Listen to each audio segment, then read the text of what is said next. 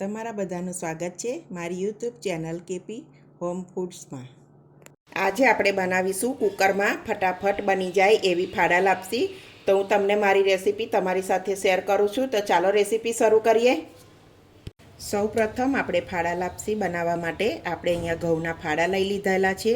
અડધી વાડકી ખાંડ લઈ લીધી છે। ખાંડ આપણા ટેસ્ટ પ્રમાણે લઈ લેવાની અને અડધી વાડકી મેં ઘી લીધું છે। તો આમાં પરફેક્ટ છે। આપણે જે વાડકીનું માપ લીધું છે તે જ વાડકીથી અઢી વાડકી આપણે પાણી લઈ લેવાનું છે।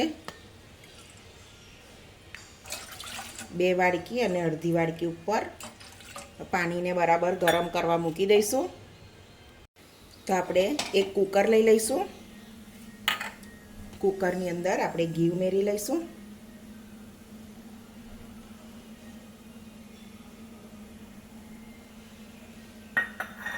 ઘીને બરાબર ગરમ કરી લઈશું।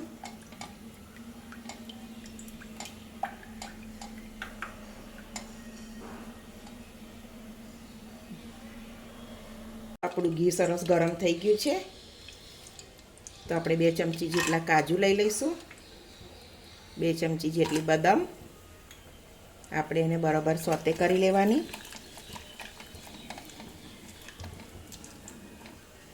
ઘીમાં શેકીએ તો એની ફ્લેવર બહુ સરસ આવે છે।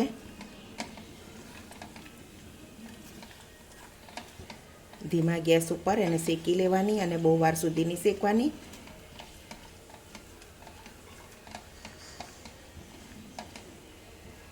તો હવે બંને શેકાઈ જવા આવે એટલે આપણે 1 ચમચી દ્રાક્ષ લઈ લઈશું સૂકી। દ્રાક્ષને શેકાતા વાર નથી લાગતી એટલે દ્રાક્ષ છેલ્લે એડ કરવાની।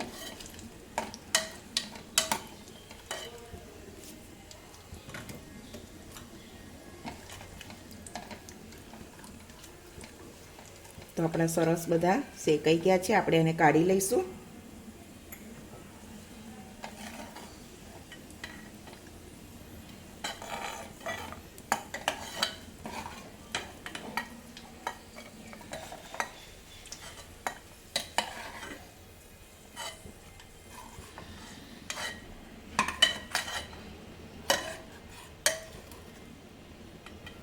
તો આપણે આ રીતે બધા કાઢી લીધા છે।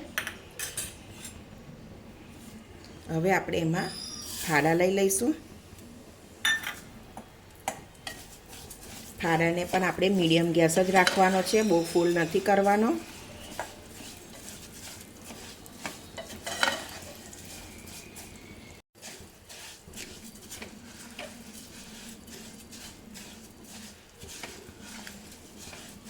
આ રીતે શેકવાથી ફાડા લાપસી એકદમ સરસ થઈ જાય છે।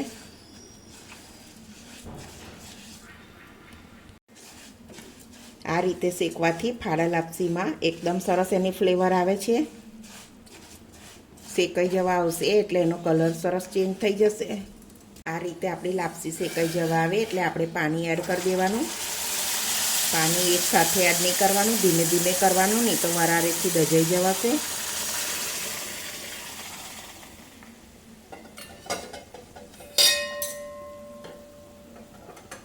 બરાબર મિક્સ કરી લેવાનું।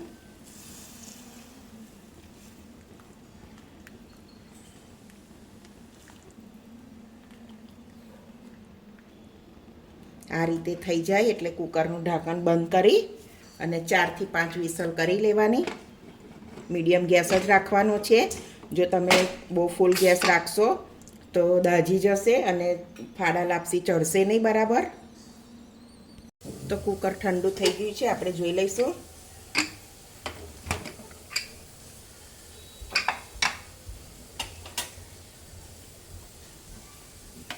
તો સરસ આપણી ચડી ગઈ છે મસ્ત।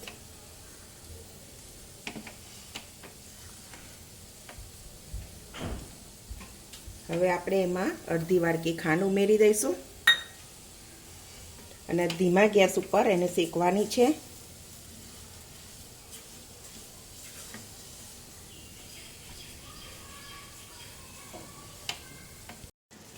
તો આપણી સરસ લાપસી શેકાઈ ગઈ છે। લાપસીમાંથી ઘી પણ છૂટું થઈ ગયું છે અને લાપસી પણ છૂટી છૂટી સરસ થઈ ગઈ છે। આ સમયે આપણે પેલા કાજુ ને બદામ લઈ લીધું હતું તે ઉમેરી દઈશું. થોડી એવી ઇલાયચી, બરાબર મિક્સ કરી લેવાનું.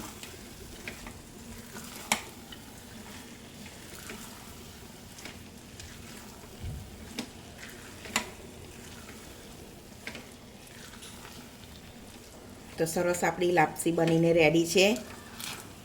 જોતાં જ ખાવાનું મન થઈ જાય એવી. તો આપણે એક પ્લેટમાં કાઢી લઈએ. તો ફ્રેન્ડ્સ, તમે પણ એકવાર આવી રીતે જરૂરથી ટ્રાય કરજો. માપ પણ બધું પરફેક્ટ સરસ છે અને આ રીતે બનાવજો, બહુ સરસ બનશે.